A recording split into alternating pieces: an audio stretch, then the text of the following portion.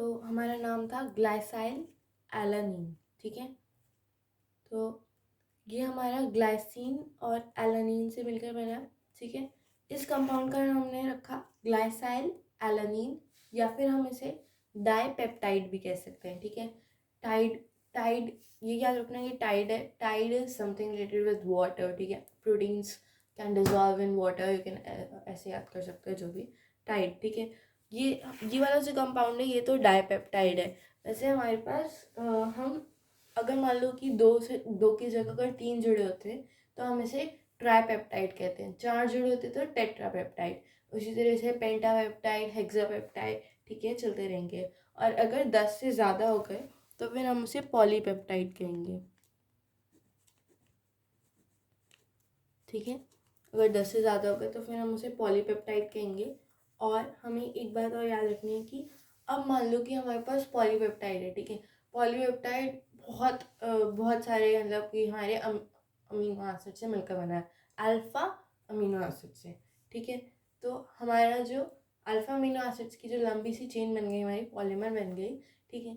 हमने क्या किया, अब हमने बोला कि अगर इस चेन का जो इसका जो मॉलिक्यूलर मास है, अगर वो जो है वो 10,000 AMU से ज़्यादा है, ठीक है। क्या, कौन सा मास? मॉलिक्यूलर मास,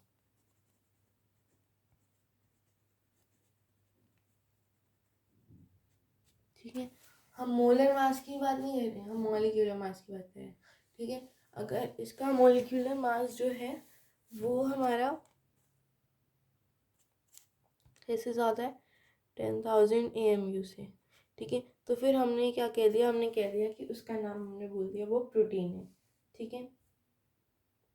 अच्छा, जैसे कि अगर मान लो कोई पॉलीपेप्टाइड है जिसके अंदर कुछ मतलब कि थोड़े कम अमीनो एसिड्स हैं, ठीक है, उसको हम कहते हैं, एक सेकेंड, ओके। तो जो पॉलीपेप्टाइड्स हैं और जो प्रोटीन्स हैं उन दोनों के बीच में कोई ज़्यादा क्लियर डिस्टिंक्शन नहीं है, ठीक है। पॉलीपेप्टाइड्स जिनका मॉलिक्यूलर मास 10,000 AMU से ज़्यादा है उसको हमने बोल दिया प्रोटीन्स, ठीक है। पर इन दोनों के बीच में क्लियर कोई डिफ्रेंसिएशन नहीं है। जैसे कि एग्जांपल ले लो, एक पॉलीपेप्टाइड जिसके अंदर मतलब कि कुछ थोड़े कम अमीनो एसिड्स हैं, ठीक है।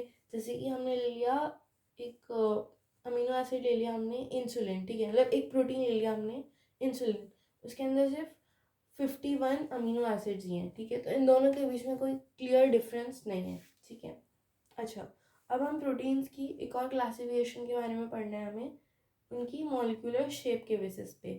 तो उनकी मॉलिक्यूलर शेप के बेसिस पे हम उन्हें क्लासीफाई कर सकते हैं फाइब्रस प्रोटीन्स के तौर पे और ग्लोब्यूलर प्रोटीन्स के तौर पे, ठीक है। तो वो देखते हैं। तो मॉलिक्यूलर शेप के बेसिस में हम उसे कर सकते हैं फाइब्रस प्रोटीन्स और ग्लोब्यूलर प्रोटीन्स, ठीक है। फाइब्रस प्रोटीन्स यानी कि वो जो इसमें जो पॉलीपेप्टाइड चेन्स होती हैं वो पैरेलल रन करती हैं, ठीक है। पैरेलल जैसे ये ऐसे चेन्स रन करेंगे, ठीक है। तो ऐसे से जाएंगे, ठीक है। ग्लोब्यूलर में जो पॉलीपेप्टाइड चेन्स होती हैं वो स्फेरिकल शेप में होती हैं, ठीक है। वो कॉइल करती हैं स्फेरिकल शेप में, ठीक है। अब जो फाइब्रस प्रोटीन्स होते हैं ये इनसॉल्युबल होते हैं पानी में, ठीक है। हमने पढ़ा था जनरली कि जो प्रोटीन्स होते हैं वो सॉल्युबल होते हैं वाटर में, ये इन जनरल था, proteins are soluble in water. पर फाइब्रस प्रोटीन्स वाटर में सॉल्युबल नहीं होते। इसे ऐसे भी देख सकते हैं कि जैसे कि हमारे पास एग्जाम्पल के तौर पे केराटिन है, ठीक है। केराटिन कहाँ कहाँ पे होता है, हेयर में होता है, वूल में होता है, सिल्क का जो कपड़ा होता है उसमें होता है, ठीक है। मायोसिन में भी होता है। मायोसिन कहाँ पे प्रेजेंट होता है, वो मसल्स में प्रेजेंट होता है, ठीक है। तो ये जो हमारा प्रोटीन्स है, ठीक है, फाइब्रस प्रोटीन्स है, मतलब कि जैसे कि हेयर हो गया वो तो पानी में सॉल्युबल है नहीं, तो इस तरह से भी आप याद कर सकते हो कि जो फाइब्रस प्रोटीन्स है वो वाटर इनसॉल्युबल होते हैं। जबकि ग्लोब्यूलर प्रोटीन्स जो होते हैं वो क्या है, पेप्टाइड चेन्स को हमने कोयल कर दिया सर्कुलर लूप्स में, ठीक है। और फिर हमने उसे कहा ग्लोब्यूलर प्रोटीन्स, ठीक है। वो वाटर में, एक तो वो वाटर में सॉल्युबल होता है, फिर दूसरा हम उनके याद करने एग्जाम्पल्स। तो एग्जाम्पल्स में आप देख लो, 2 एग्जाम्पल्स मैंने लिखे हैं, इंसुलिन और एल्ब्यूमिन एल्बुमिन्स, ओके जो भी ये है इंसुलिन और एल्ब्यूमिन्स। ओके, तो इसको कैसे याद करें, इसका सिंपल सा तरीका, ठीक है, आप पकड़ लो AI यानी कि आर्टिफिशियल इंटेलिजेंस, ठीक है, A से एल्ब्यूमिन्स, I से इंसुलिन, AI कहाँ पे यूज़ होगा, ग्लोब्यूलर में, ठीक है। अब हम बात करते हैं स्ट्रक्चर एंड शेप की, ठीक है। अब हम स्टडी करेंगे स्ट्रक्चर और शेप की, ठीक है। इसको स्टडी करने के 4 लेवल्स हैं हमारे पास। हम सबसे पहले प्राइमरी लेवल पे स्टडी करेंगे, फिर सेकेंडरी लेवल पे, फिर टर्शरी लेवल पे, फिर क्वाटरनरी लेवल पे, ठीक है। तो सबसे पहले हम प्राइमरी लेवल पे इसको स्टडी करेंगे। तो प्राइमरी लेवल पे स्टडी करने का मतलब है कि हम देखेंगे सीक्वेंस क्या, मतलब कि जो मान लो जब हम वो पढ़ रहे थे तो मान लो हमारे पास ग्लाइसिन के बाद क्या आ रहा है, ठीक है। ग्लाइसिन के बाद जैसे कि एलेनिन आ रहा था, तो ग्लाइसिन के बाद एलेनिन आ रहा है, फिर एलेनिन के बाद वापस ग्लाइसिन आ रहा है, फिर ग्लाइसिन के बाद एलेनिन आ रहा है, ठीक है। तो ये हमारा चलता जा रहा है, ठीक है। तो सीक्वेंस क्या है, यही 2 मॉलिक्यूल्स हैं या फिर कोई तीसरा मॉलिक्यूल है या फिर कोई चौथा है, ठीक है। तो हम बेसिकली इसमें सीक्वेंस देखते हैं, ठीक है। और अगर हमारे सीक्वेंस, हर सीक्वेंस जो है प्रोटीन का वो यूनिक होता है, ठीक है। और अगर हमारा सीक्वेंस चेंज हो गया तो फिर जो प्रोटीन है, अमीनो एसिड जो है वो भी डिफरेंट ही प्रोटीन बन जाएगा, ठीक है। अब हम सेकेंडरी स्ट्रक्चर पे चलते हैं, ठीक है। तो उसमें वो बेसिकली हमारी शेप को बता रहा है, सेकेंडरी स्ट्रक्चर, ठीक है, शेप को बता रहा है, फिर अरेंजमेंट को बता रहा है, ठीक है। तो हमें 2 डिफरेंट स्ट्रक्चर्स मिलते हैं इसमें। सबसे पहला है अल्फा हेलिक्स, दूसरा है बीटा प्लीटेड शीट्स, ठीक है। तो इसमें क्या होता है, अल्फा हेलिक्स है, ठीक है। इसमें क्या होगा बेसिकली, जो हमारा हमारा COOH ग्रुप है, ठीक है, और हमारा NH2 वाला ग्रुप है, ठीक है। इन दोनों के बीच में हमारी हाइड्रोजन बॉन्डिंग कह सकते हो, ठीक है।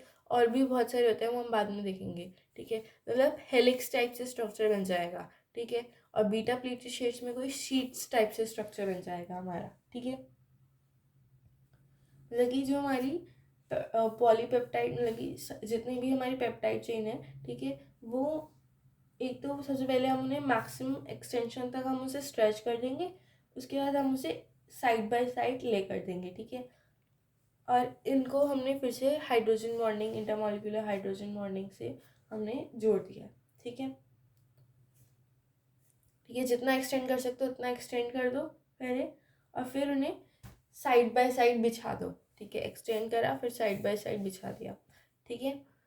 अच्छा, अब हम बात करते हैं हमारे टर्शरी, मतलब कि third level for the study of structure and shape, ठीक है। तो जो हम टर्शरी में पढ़ते हैं, ठीक है, टर्शरी लेवल में, तो जो टर्शरी स्ट्रक्चर है प्रोटीन्स का वो रिप्रेजेंट करता है उनके ओवरऑल फोल्डिंग को, ठीक है। कि मतलब कि किस तरह से जो सेकेंडरी स्ट्रक्चर है वो किस तरह से फोल्ड हुआ है, ठीक है।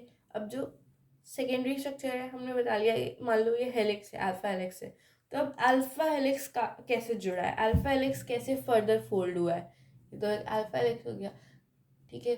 अब वो कैसे फोल्ड हुआ है, ठीक है। अच्छा, तो इसकी वजह से हमें 2 मेजर मॉलिक्यूलर शेप्स मिलती हैं, एक है फाइब्रस और एक है ग्लोब्यूलर, जो कि हमने पहले पढ़ रही थी, ठीक है।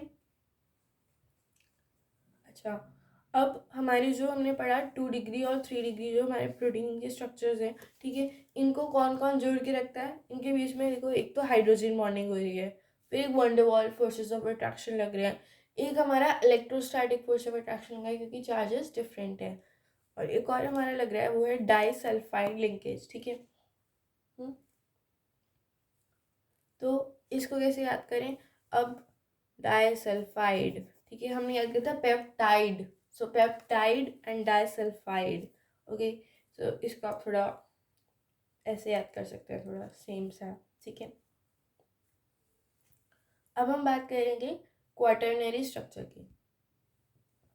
तो क्वाटरनरी स्ट्रक्चर हम देखते हैं, ठीक है। तो ये जो 4th लेवल ऑफ एनालिसिस कर रहे हैं हम स्ट्रक्चर का, तो इसमें हम देखते हैं कि जो प्रोटीन्स, अच्छा सबसे पहले तो कुछ प्रोटीन्स ऐसे होते हैं जो कि 2 या फिर उससे ज़्यादा पॉलीपेप्टाइड चेन से बने होते हैं, मतलब कि 2 या फिर उससे ज़्यादा पॉलीपेप्टाइड चेन्स को हमने अरेंज कर दिया, हर पॉलीपेप्टाइड चेन को हम सब यूनिट करते हैं, ठीक है। अब ये किस तरह से अरेंज्ड हैं एक दूसरे के रिस्पेक्ट में, उसको हम उसकी जो स्टडी है उसको हम 4 डिग्री स्टडी या फिर क्वाटरनरी स्ट्रक्चर के अंदर हम देखते हैं, ठीक है। अच्छा, अब मान लो कि हमारे पास अरेंजमेंट कैसा है, मतलब कि मान लो कि अगर ये फर्स्ट है तो उसके बाद सेकंड, मुझे जैसे मैंने आपको बताया था पहले फर्स्ट है तो ग्लाइसिन फर्स्ट है, अगर तो दूसरा अगर एनालीन है एलानीन है तो फिर ये, ठीक है। इस तरह से तीसरा अगर हमारा ल्यूसीन है, आइसोल्यूसीन है, हमारा क्या है, हमारा वैलिन है, हमारा क्या है, तो ये सीक्वेंस है, ठीक है। यहाँ पे क्या है, मान लो कि कुछ भी यहाँ पे कोई भी कुछ भी रैंडम सीक्वेंस है, तो ये सीक्वेंस जो है वो 1 डिग्री बता रहा है, ठीक है। अब ये जो सीक्वेंस है ये किस तरह से अरेंज्ड है हमारा, इसकी शेप क्या है, ये हमारा 2 डिग्री बता रहा है। ये अल्फा हेलिक्स है या फिर बीटा प्लीटेड शीट्स हैं, ठीक है। ये हमारे 2 डिग्री बता रहे हैं कि उसकी शेप क्या है।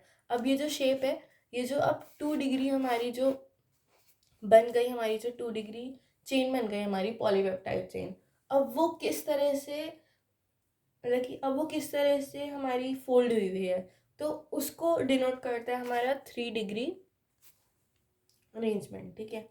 और फिर अब हमने 4 डिग्री अरेंजमेंट में क्या किया, हमने 2 या फिर उससे ज़्यादा हमने पॉलीपेप्टाइड चेन्स ली, जैसे मैंने यहाँ पे 2 दिखाई हैं, हमने 2 या फिर उससे ज़्यादा पॉलीपेप्टाइड चेन्स ली और उसको हमने अरेंज करा, ठीक है। तो हम ये देख रहे हैं कि एक चेन और दूसरी चेन आपस में एक दूसरे के रिस्पेक्ट में किस तरह से अरेंज्ड है, तो उसको हमने कहा 4 degree arrangement, that is quaternary structure, ठीक है। तो ये हमारा बेसिक हो गया, ठीक है। अब जो हम अगला पार्ट करेंगे वो हम पढ़ना है हमें डीनेचुरेशन ऑफ प्रोटीन्स। इसके बाद हमें न्यूक्लिक एसिड पढ़ना है, ठीक है।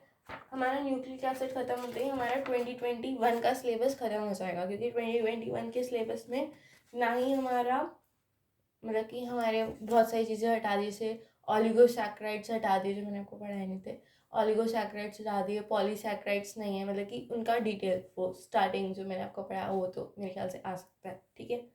और फिर उसके अंदर विटामिन नहीं है, एंजाइम्स नहीं है, ठीक है, वो सब हटा दिए, ठीक है।